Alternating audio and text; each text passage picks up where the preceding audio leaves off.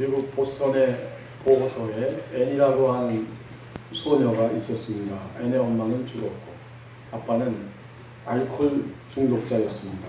아빠로 인해서 마음에 상처를 크게 입었고 또 보호소에 함께 있었던 동생마저 죽었을 때 이 앤은 커다란 충격으로 미치게 되었고 또 눈까지 실명하게 되었습니다. 앤은 수시로 자살을 시도하고 괴성을 지릅니다. 결국 이 어린 소녀 앤은 회복 불능 판정을 받고 정신병동으로 옮겨져서 지하에 있는 복방에 수용되었습니다. 모두가 다 이 아이를 치료하기를 거부하고 포기했을 때 한 노 간호사인 로라가 자청해서 아이를 돌보겠다고 나섰습니다. 이 로라는 내가 어떤 치료를 하겠다, 그것이 아니고 단지 그냥 친구가 되어주기를 원했습니다. 과자를 들고 가서 책을 읽어주었고 그리고 함께 기도해 주었습니다. 이렇게 끊임없이 로라가 앤에게 다가섰지만 이 앤은 마치 담벼락처럼 아무런 말도 하지를 않습니다.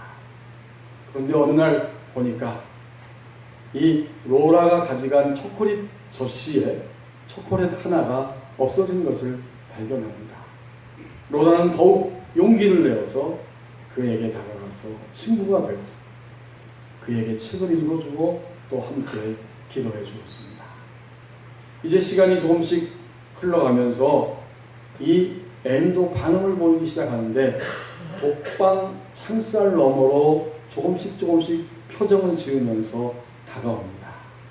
그리고 마침내 2년 후에 이 앤은 정상인 판정을 받고 주변에 있는 시각장애아 학교에 입학을 합니다. 그런 가운데 로라가 죽는 시련을 겪었지만 로라를 통해서 희망을 볼 수 있는 이 마음의 눈을 열었던 이 앤은 그 모든 시련을 극복하고 마침내 그 학교에서 최고의 우등생으로 졸업을 하게 됩니다. 그리고 한 신문사에서 주선해서 이 앤의 개안 수술을 했고 마침내 눈을 뜨게 되었어요. 어느 날 앤이 신문을 보았습니다. 보지 못하고 듣지 못하고 말하지 못하는 아이를 돌볼 사람을 구함. 앤의 마음에는 감동이 찾아왔습니다. 내가 받은 사랑을 이 아이에게 돌려주어야겠다 결심합니다. 사람들은 모두 주변에서 그것은 불가능하다고 이야기했을 때 앤은 단호하고 분명하게 말합니다. 하나님은 사랑의 하나님이십니다. 그리고 마침내 20세기의 최대의 기적을 일으키는 주인공이 되었습니다. 이 앤이 돌보는 아이가 바로 헬렌 켈러였고 그리고 그 선생님은 바로 앤 설리번이었습니다. 오늘 하나님 우리에게 주신 1절 말씀을 보십시오. 겸손한 열정으로 다가서고 있는 한 사람의 모습이 등장합니다. 원하건대 너희는 나의 좀 어리석은 것을 용납하라. 청하건대 나를 용납하라. 여러분 무엇이 느껴지십니까? 지금 이 고린도 지역에 이 서신을 보내고 있는 사람은 사도 바울입니다. 고린도 후서는 두 번째 편지란 뜻이죠. 이미 고린도 전서 첫 번째 편지를 사도 바울이 보냈지만 고린도 교인들 가운데는 여전히 자신들에게 복음을 전해준 바울을 오해하고 또 무시하고 더더욱 곡해시키는 이런 사람들이 끊임없이 일어나고 있습니다.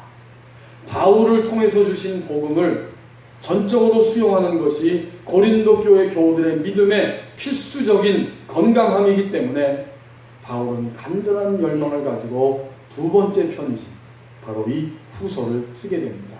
그리고 오늘 우리에게 주신 이 11장 1절에 보면 그는 자기 자신을 어리석다라고 그렇게 분명하게 인정하면서 말합니다.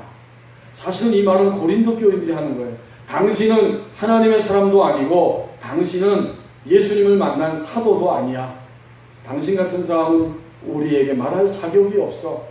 뭐 글은 잘 쓰지만 얼굴로 만나보면 말하는 것도 시원치 않고 별 볼 일이 없어. 가지가지의 비난을 하면서 사도 바울이 하나님의 사람, 사도라고 하는 사실을 인정하지 않는 사람들이 여기저기서 일어나고 있습니다.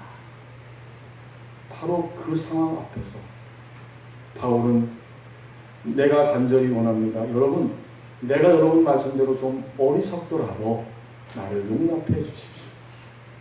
내가 좀 어리석게 보일지라도 청하건대 나를 용납해 주십시오.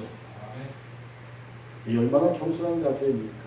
더 나아가서 겸손과 열정이 함께합니다. 겸손한 열정으로 사람들에게 다가섭니다. 여러분 밑으로 내려와서 4절 말씀에 보면 이 바울의 안타까운 심정이 그대로 드러납니다. 11장 4절 만일 누가 가서 우리가 전하지 아니한 다른 예수를 전파하거나 혹은 너희가 받지 아니한 다른 영을 받게 하거나 혹은 너희가 받지 아니한 다른 복음을 받게 할 때는 너희가 잘 용납하는구나. 이게 얼마나 안타깝고 괴로운 일입니까? 지금 고린도 교인들이 바울의 은혜를 알지 못하고 그렇게 행동하고 있어요.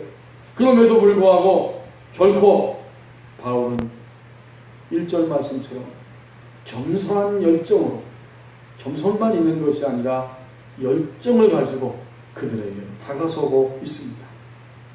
하나님의 사랑을 알고 진정으로 하나님을 믿고 하나님이 진리이고 유일한 생명이 되신다는 사실을 믿는다면 오해와 불신과 대적하는 사람들이 있을지라도 그들을 무시하거나 비난하거나 정죄하는 것을 넘어서는 사람이 된다는 사실을 오늘 바울의 모습을 통해서 하나님이 우리에게 보여주십니다. 바울 성도는 겸손한 열정을 가지고 사람들에게 다가서는 사람이었습니다. 이제 2절 말씀을 보십시오. 예수를 믿는 것은, 신앙은 예수님과 연합되는 것, 연합됨이라고 말씀합니다. 내가 하나님의 열심으로 너희를 위하여 열심을 내노니 내가 너희를 정결한 처녀로 한 남편인 그리스도께 드리려고 중매함이로다. 여기 하나님의 열심은 하나님의 질투, 하나님의 시기입니다. 아니, 하나님도 질투와 시기를 가지고 계신다고요? 그렇습니다. 우리가 알아듣기 쉽게 설명해 주시는 거예요. 하나님은 여전히 하나님의 영역 바깥에 살고 있는 죄인들을 포기하는 것이 아니라 그들에게 관심을 가지시고 하나님의 영역 안으로 끌어들이기 위해서 질투와 시기의 뜨거운 중심을 가지고 예수 그리스도를 이 땅에 보내셨습니다. 그런데 놀라운 사실은 오늘 바울도 바로 그런 마음을 가졌다는 거예요. 내가 하나님의 열심으로 내가 너희를 위하여 열심을 낸다. 하나님의 시기심과 질투심, 그것을 똑같이 바울이 가지고 있고 바로 그러한 하나님의 열심을 가지고 고린도 교인들, 바깥에 있었고 하나님을 알지 못했고 지금도 하나님 안에 있다고 하면서도 하나님과 멀어져 있고 떨어져 있는 그런 사람들을 예수님과 결혼시키고 있다, 결혼시켰다라고 말합니다. 여러분, 그 다음 2절 중반절 보세요. 내가 너희를 정결한 처녀로 한 남편인 그리스도께 드리려고 중매함이로다. 여기서 중매했다고 하는 단어가 나오죠. 이것은 결혼시켰다, 약혼시켰다, 정식으로 법적으로 부부가 되게 했다, 그런 이야기입니다. 우리가 예수님을 받아들이고 개인의 구세주여 온 세상의 주권자이신 유일한 주님으로 영접하면 그때 예수님은 우리의 신랑이 되시고 우리는 예수님의 신부가 됩니다. 이것이 바로 중매했다, 정혼시켰다, 결혼시켰다는 말의 의미죠. 바울이 지금 고린도 교인들을 그렇게 예수님과 연합되게 했다는 것입니다. 결혼함으로 연합된 것입니다. 이제부터는 예수님을 믿으면 우리는 법적으로 그리고 합법적으로 정상적으로 예수님과 부부관계가 된 것처럼 연합된 자로 이 땅 위에 살아갑니다.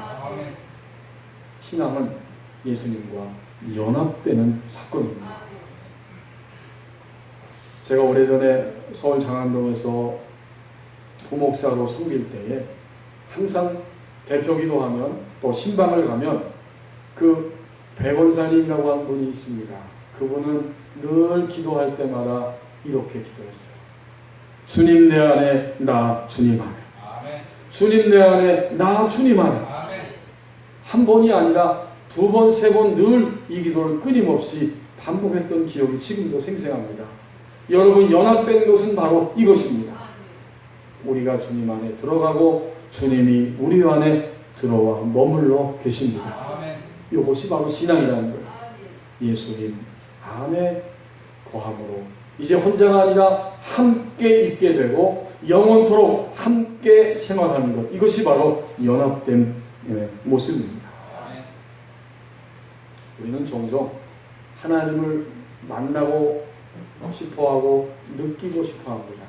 그러기 위해서 특별한 게 필요하다고 생각해요. 어떤 특별한 집회에 가야 하고 어떤 특별한 은혜를 받고 신령한 사람을 만나서 안수 한번 받으면 나는 하나님을 만나고 느낄 것이다. 물론 그럴 수도 있어요. 그러나 성경은 분명히 말합니다. 예수님을 구원의 주님으로 개인의 구세주와 온 세상의 유일한 주권자로 받아들이고 영접하면 바로 그 순간에 예수님은 그가 초신자일지라도 그의 심령 안에, 정확히 말하면 그의 영 안에 들어와 머물러 계십니다. 이것이 바로 연합됨입니다. 하나님이 바울의 입을 통해서 2절에서 분명하게 말씀합니다. 내가 너희를 정결한 처녀로 한 남편 되는 그리스도께 중매하였다, 결혼시켰다, 연합시켰다라고 신앙이 무엇인지를 분명하게 밝혀줍니다. 아멘. 어떤 남자 집사님이 저에게 와서 목사님, 저는 30년 이상 교회 생활했고 성가대도 하고 교사로 봉사했는데 목사님이 설교하는 걸 통해서 예수님이 내 안에 계시다는 것은 생전 처음 들었습니다. 너무 갈급하고 답답했는데 도대체 주님을 어떻게 만날 것인가? 그런데 주님은 다른 곳에 계신 것이 아니라 제 안에, 인간 안에, 우리 안에 주님을 영접한 그리스도인의 영 안에 머물러 계신다고 하니 이제 저는 천군 만마를 얻은 것과 같습니다. 이렇게 저에게 와서 고백을 했습니다. 여러분, 진정으로 우리가 하나님이 어디에 계시는가 우리는 종종 의심하고 헤매며 찾을 수 있어요. 지금 하나님 어디에 계십니까? 하나님은 온 우주에 계시고 동시에 사실은 우주보다 더 크시기 때문에 우주를 초월해 계시고 동시에 지구촌 안에 계시고 한 사람 한 사람 주님을 영접하고 주님의 이름을 부르는 우리 안에 머물러 계십니다. 만약 우리가 그분의 이름을 지금 부른다면, 진정으로 부른다면 그분은, 주님은, 예수님은 우리가 알 수 있도록 우리에게 다가오십니다. 여러분, 바울이 왜 그토록 오해와 비난과 대적 속에서도 그토록 간절한 겸손한 열정을 가지고 고린도 교인들에게 다가가서 그들을 예수님과 연결시키려고 이렇게 애를 쓰고 있습니까? 이유는 단 한 가지입니다.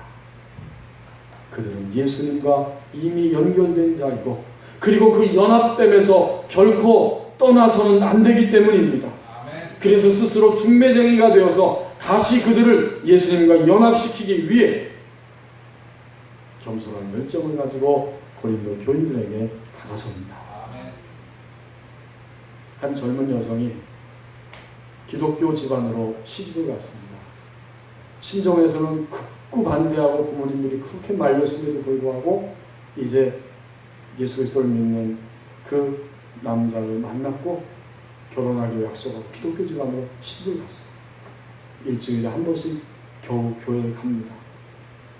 근데 막상 결혼하고 보니까 경제적으로 그 집안이 어려웠어요. 빚도 있어요, 그 집안. 남편도 직장 나가고 자기도 일을 해야 하는 맞벌이 부부입니다. 너무나 답답하고 또 화나는 일들이 많이 있는데 부잣집인 자기 친정에 손을 벌릴 수가 없어요. 왜 그런지 아시죠? 그렇게 결혼을 반대하고 그리고 시집가지 말라고 했는데도 그냥 우기고 시집갔기 때문에 친정에 손을 벌릴 수가 없어요. 하루하루 살아가는 것이 몹시 힘이 들고 우울증이 왔습니다. 그러다 보니까 우울증을 해결하기 위해서 주를 가까이 했습니다. 우리 주님을 가까이 하는 게 아니라 술을 가까이 하는 거예요. 주를 가까이. 한 잔, 두 잔 마시다 보니까 취하기도 하고, 그러면 또 답답하고 우울한 것이 조금 가시는 것 같기도 하고, 직장에서 퇴근해서 집으로 돌아오면서 한 번은 막 화가 나서, 하나님, 당신이 살아계시다고 하는데 좀 나와봐요. 지금 당장 내 앞에 좀 나와보시라고요. 이렇게 소리를 질렀답니다. 돌이켜보면 기도 아닌 기도를 그때 처음 했다는 거죠. 그리고 집에 돌아와서 잠을 자고 이제 주일날이 되어서 남편하고 또 교회에 갔는데, 그날따라 강단에서 목사님이 설교를 하는데 온통 다 처음부터 끝까지 자기 얘기를 하고 있더래요.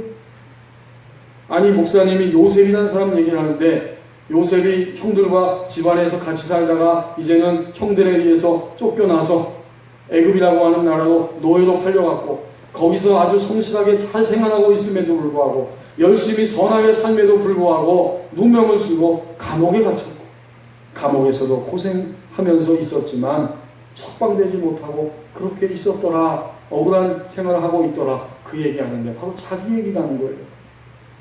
얼마나 자기하고 똑같은 신세인지 그 말을 들으면서 눈물이 왈칵 쏟아졌답니다. 근데 이상한 것은요, 그 다음 주에 나갔는데 목사님이 또 자기 얘기를 하고 있더래요. 셋째, 넷째 계속 한 달 내내 나갔는데 자기 속을 훤히 들여다보는 것처럼 자기 얘기를 설교 시간에 하더라는 거예요. 아멘. 너무 놀랍고 이상해서 남편에게 4주 만에 물어봅니다. 당신 목사님한테 내 얘기했어? 그 당시에 그 교회는 서울에서 수만 명이 모이는 교회입니다. 남편이 말하기를 목사님이 얼마나 바쁜데, 그리고 내가 언제 목사님 만나 당신 얘기를 해? 말도 안 되는 소리라고. 그 이야기를 듣고 보니까 담임 목사님을 결혼 주례할 때 한 번 보고 한 번도 얼굴을 본 적도 없어요. 그때 이 젊은 이 아내가 이런 생각이 들었답니다. 아, 하나님이 정말 살아계시다고 하더니 정말 하나님이 나에게 다가오시는구나. 그 이후에도 1년 동안을 모든 강단의 설교를 예배 시간에 참여하면서 들을 때마다 하나님은 자기에게 말씀을 하더라는 거예요. 성도 여러분, 초신자일지라도 그것은 전혀 문제가 안 됩니다. 예수 그리스도를 받아들이고 영접할 때 주님은 그 성도의 영 안에 머물러 계십니다. 주님이 말씀하시는 거예요. 그 영혼 안에. 신앙은 예수님과 연합됨이라고 오늘 2절에서 분명히 가르쳐 주십니다. 이제 3절 상반절 말씀을 함께 보십시다. 이 신앙은 연합됨이면서 또한 영적인 전투라고 말씀합니다.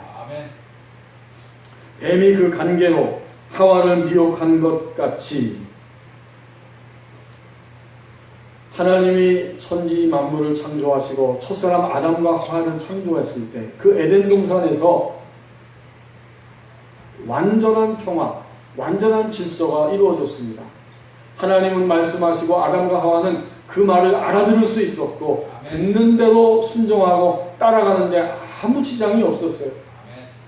그러나 사탄이 뱀을 통해서 하와를 유혹하고 하와가 그 유혹에 흔들리면서 하나님의 말씀을 의심하고 하나님 말씀에 대해서 고개를 갸우뚱하면서 드디어 그 말씀을 가감하고 타협하다가 불순종한 이후에 이 하와는 타락하여 넘어지게 되는 것입니다.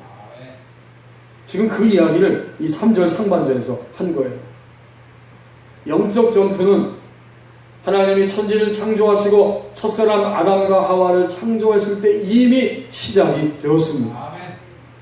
하나님의 영역 안에 들어와 있는 사람들을 하나님의 영역 바깥으로 유혹하여 넘어뜨리고 끌어내고 자기들과 함께 죽음과 멸망의 자리로 끌어가기 위해서 사탄과 그의 졸게 되는 악한 영들은 끊임없이 그때부터 전투를 벌였고 여전히 오늘도 전투를 벌이고 있습니다. 이것이 바로 영적 전투의 실상입니다. 하나님의 말씀을 듣고 신뢰하고 그대로 순종하려고 할 때 사탄과 육신은 또다시 우리를 그 영역 바깥으로 끌어내기 위해서 끊임없이 우리 가운데 공격하기 때문에 치열한 영적 전투가 벌어지고 있습니다. 신앙은 예수님과 연합됨이고 연합된 이후에는 또한 영적 전투가 벌어집니다. 여러분, 과거에는 사탄이 우리가 생각할 때 시커먼 옷을 입고 악마의 모습으로 다가온다고 생각하겠지만 과거에는, 지금은 그렇지 않아요. 지금은 우리의 생각과 마음과 행동과 문화와 다양한 매체를 통해서 하나님의 영역 바깥으로 우리를 그리스도인들을 끌어내기 위해서 끊임없이 공격하며 다가옵니다. 제가 지난 주간에 서울 어느 도심을 지나가는데 거기 사주팔자를 본다고 책상을 딱 펴놓고 그 복잡한 젊은이들 거리에서 어떤 여자가 앉아있더라고요. 근데 안타깝게도 한 젊은 자매가 그 자리에 앉아가지고 그 여자가 하는 말을 열심히 듣고 있습니다. 아주 진지하게 듣고 있어요. 아, 이 사람을 통해서 내 운명이 결정된다. 오늘 내 결혼운, 뭐 출세운, 건강운, 미래, 이거 다 이 사람 이 말을 통해서 결정된다 하는 심정으로 귀를 쫑긋 세우고 그 여인의 말을 잘 듣고 있는 것을 제가 보았습니다. 여러분 어떻게 생각하세요? 심심해서나 호기심으로라도 여러분이 점을 보거나 사주팔자를 결코 보아서는 안 됩니다. 악한 영은 바로 그런 것들을 통해서 침투합니다. 우리 여기 송가에 젊은 형제자매들이 있는데 여러분 다 일산 신도시 웨스턴돔에 한 번씩 가봤죠? 묻는 사람들 다 가본 거예요. 거기 웨스턴돔에 가면 2층인가 3층에 탈로 카드 가지고 점치는 카드 한다고 딱 또 있더라고요. 제가 지나가다 보니까. 거기 들어가서 심심하다고 호기심에 그 탈로 카드에 들어가서 점을 치면 그 즉시 악한 영이 여러분의 마음과 생각을 공격할 것입니다. 여러분, 과거에는 이 간교한 사탄이 뱀을 통해서 하와를 미혹했는데 이제는 시간이 흘러간 만큼, 지구의 역사가 흘러간 만큼 악한 영들도 끊임없이 진보하면서 오늘의 시대에는 오늘의 현대인들에 맞게 우리에게 다가옵니다. 언제 한번 말씀드린 것처럼 문화를 통해서 오고요, 여러분이 읽는 책을 통해서도 옵니다. 저는 한 달 전인가 참 안타까운 소식을 들었어요. 어떤 그리스도인 집사님이 그 미국인 저자가 쓴 심리학 책인데, 정신과 의사가 쓴 책인데 환생에 대한 책을 열심히 읽는다는 거예요. 끊임없이 세대가 반복되고 그런 이야기를 이 상담받으러 간 사람이 정신과 의사의 체면에 의해서 계속해서 이야기를 한다는 거예요. 도대체 이게 뭔가 혼란이 오죠. 만약 여러분이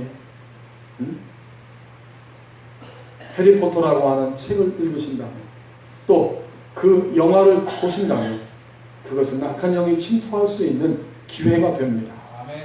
결국 탈로 카드나 사주팔자나 뭐 해리포터나 오늘날 많은 이런 이상한 정신세계를 이야기하는 것들은 딱 핵심이 하나입니다. 그게 뭘까요? 하나님 외에 다른 대상에게 자신의 미래를 구하고 신비한 능력을 구하고 하나님 외에 다른 것을 통해서 이 모든 우주의 원리를 알려고 할 때 그 틈을 타서 사탄과 악한 영들은 사람들을 속이고 그리스도인들을 속입니다. 모든 것을 알고 계시고 이끌어가고 계시고 유일하신 분은 하나님 한 분입니다. 그런데 많은 사람들이 오늘도 악한 영에 속고 공격을 받아서 하나님 외에 다른 곳에서 자신의 장래와 미래와 가족과 자녀들의 인생사를 구하고 신비한 체험과 능력을 구할 때 악한 영에게 바로바로 속게 되어 있습니다. 이것이 얼마나 치열한 영적 전투입니까? 여러분 3절 중반절 말씀을 보십시오. 그렇게 미혹을 당할 때 어떤 일이 일어나는가? 너희 마음이 그리스도를 향하는 진실함과 깨끗함에서 떠나 부패할까? 부패한다는 거죠. 예수 그리스도를 믿고 예수님과 연합되었는데 이제는 영적 전투에서 우리가 패배하면 주님을 향하는 순수한 마음과 진실한 마음이 흔들리게 되고 드디어 주님의 영역 바깥으로 떨어지기 시작하면서 부패할 것이다. 확실히 여러분 영적인 전쟁터에 가장 가까운 곳은 우리의 마음입니다. 여기 3절 중반절에서도 너희 마음이 우리 마음에 독한 시기가 있고 미움이 있고 분노가 일어났습니까? 한 주간 동안. 또 우리 마음이 계속해서 교만한 마음을 가지고 있습니까? 아니면 두려운 마음, 염려되고 근심하는 마음을 도저히 감당할 수 없어서 불안에 떨고 있습니까? 우리 마음 안에서 이런 일들이 끊임없이 일어나고 있습니다. 이것은 어디서 온 걸까요? 이것은 하나님으로부터 온 것이 아닙니다. 이것은 우리의 타락한 육신과 그리고 그 육신을 털 잡고 우리를 흔들어 놓는 악한 영으로부터 온 모든 일들입니다. 만약 우리 그리스도인들이 이러한 마음의 여러 가지 요소를 가지고 살아가고 있다면 이것 자체가 영적 전투가 벌어지고 있다고 하는 증거입니다. 서울에 사는 어떤 젊은 부부가 아이를 입양을 했습니다. 그리고 그 막내 아이가 4살 됐을 때 이렇게 말했습니다. 다른 아이들은 아빠 엄마가 한 사람씩이지만 너에게는 아빠 엄마가 더 있다. 자녀를 공개적으로 양육한 다음에 가장 어려운 단계가 이 단계라고 해요. 이제 내가 입양하라고 하는 사실을 말해 주어야 하는 단계입니다. 그래서 그 아이에게 그런 말을 전해 주었습니다. 이 4살 된 아이가 입양이 뭔지도 제대로 이해하지 못할 나이임에도 불구하고 그렇게 활발하고 환했던 아이가 시무룩해지고 한 달 동안을 말을 하지를 않습니다. 유치원이 멀기 때문에 엄마가 딸아이를 태우고 그리고 차로 운전해서 가는데 아이가 아무 말도 하지 않고 정말 안쓰러울 정도로 창밖을 쳐다보고만 있었답니다. 그리고 급기야 유치원에 가서 생활하는데 전화가 왔어요. 아이가 막 엉엉 울고 있다는 겁니다. 엄마가 쫓아가서 원장님하고 담임 선생님한테 자초지종을 다 이야기했더니 이 유치원에서 드디어 이 아이를 돕기 위한 새로운 작전을 펼치기 시작했습니다. 아침에 등원할 때에 10여 명의 선생님이 쫙 준비해서 섰고 원장님과 함께 인사하면서 그 아이를 너무나 반갑게 맞아줍니다. 그리고 원장 선생님은 특별히 시간을 내서 간식을 챙겨서 아이와 먹고 그 아이에게 책도 읽어주었습니다. 이러면서 시간이 지나가니까 아이가 점차 밝아졌다는 거예요.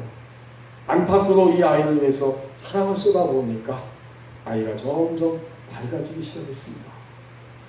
그러던 어느 날 유치원에서 돌아오면서 뒷좌석에 앉아있던 이 레나가, 이 딸 이름이 레나라고 해요. 레나가 엄마에게 이렇게 말했습니다. 엄마, 나 자꾸 슬퍼져요. 엄마는 그 말이 가슴에 철렁하고 다가옵니다. 그래, 레나야, 너가 슬프구나. 그런데 하나님이 레나를 사랑하고 있고 엄마 아빠도 레나를 사랑하고 있는데 그래도 마음이 슬퍼? 그래도 슬프다는 거예요. 근데 이 슬프다는 말을 한 번만 하는 게 아니라 계속해서 일주일 내내 엄마 자꾸 마음이 슬퍼요, 슬퍼요. 이 엄마가 안 되겠다 싶었습니다. 그래서 레나를 집에 데리고 와서 앉혀놓고 이야기합니다. 레나야, 슬픈 마음은 하나님이 주신 걸까? 아니면 다른 누군가가 주는 걸까? 하나님이 주는 거 아니에요. 그럼 누가 주는 거지? 마귀가 주는 거예요. 그래. 슬픈 마음은 마귀가 주는 거야. 아멘. 그렇게 아이에게 대답을 하고 이제 이 아이에게 기도를 가르치기 시작했답니다. 손을 모으고 기도를 가르쳐주면서 이제 또 슬픈 마음이 들면 내가 직접 해봐 레나야 하고 그 아이에게 시켰다는 거예요. 그랬더니 이 4살 된 딸아이가 슬픔은 떠나가 떠나가 라고 큰 소리로 2번을 외쳤습니다.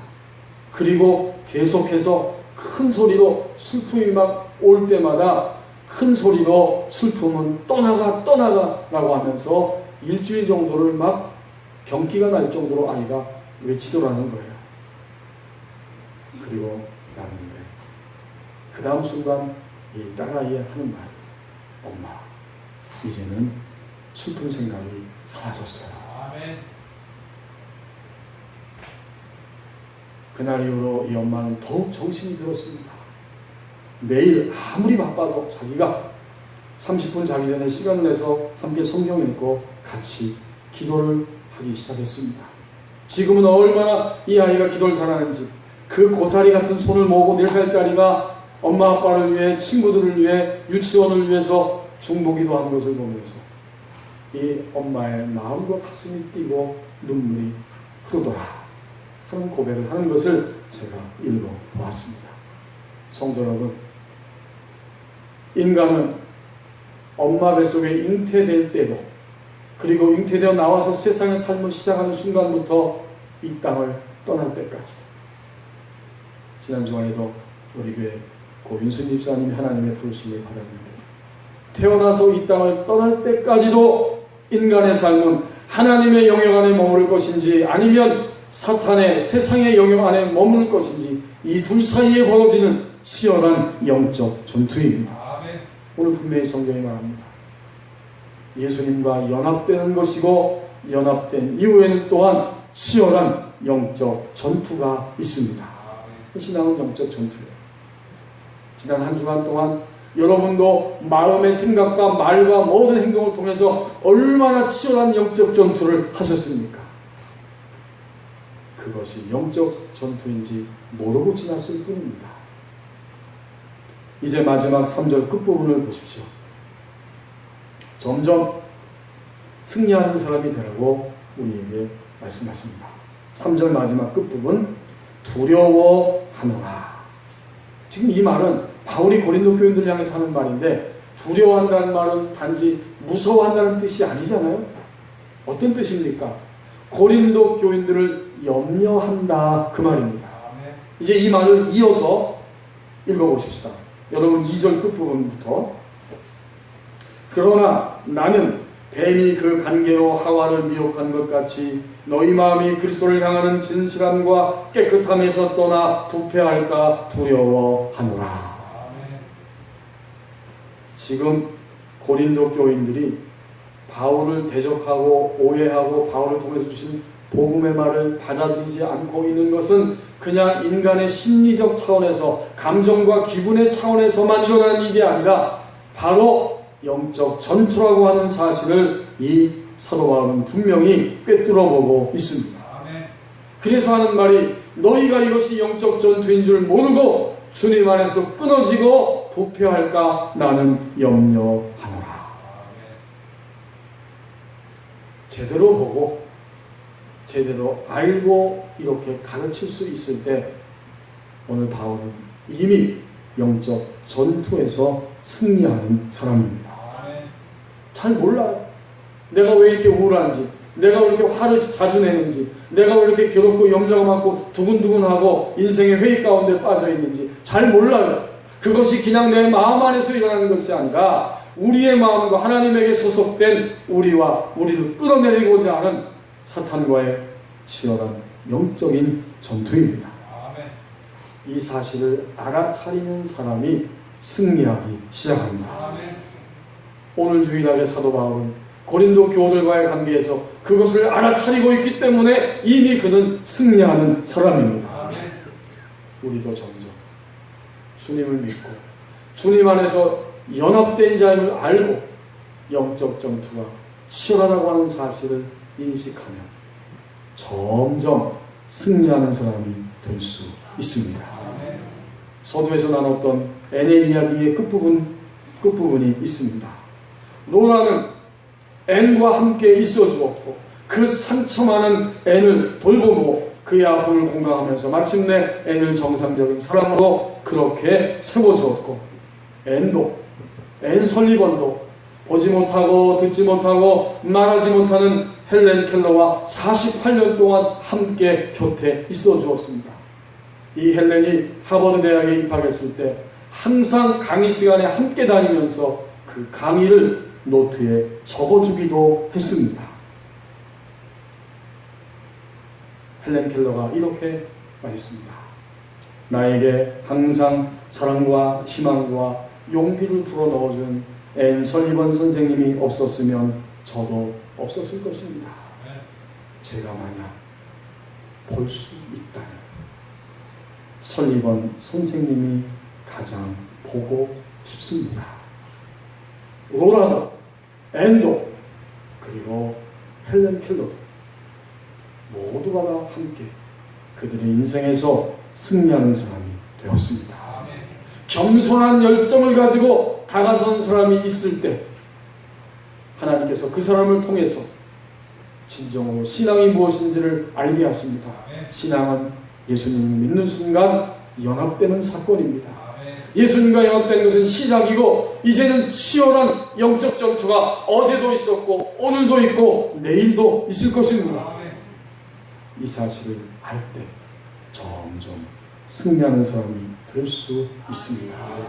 바울을 통해서 우리에게 보여주십니다. 점점 승리하는 사람이 되라고 말씀해 주십니다. 기도하겠습니다. 우리가 예수 그리스도를 받아들이고 믿고 영접함으로 하나님의 자녀가 되었을 때 예수님과 영원토록 연합된 자가 되었습니다. 주님 우리 안에 거하시고 이제는 우리도 주님 안에 거하는 이 연합된 놀라운 은혜와 특권을 누리고 증거하게 하옵소서. 예수님과 연합된 후에 그러나 영적인 전투가 또한 있습니다. 하나님의 영역 밖으로 우리를 끌어내려는 사탄과 그의 졸개인 악한 영들이 끊임없이 공격하고 있다는 사실을 늘 알아차리게 하여 주옵소서. 이제는 바울과 같이 알아차림으로 교회에 나오고 주님을 믿는 시간이 많아지는 것만큼 점점 승리하는 우리의 생활이 되게 하여 주옵소서. 예수님의 이름으로 기도하옵나이다. 아멘.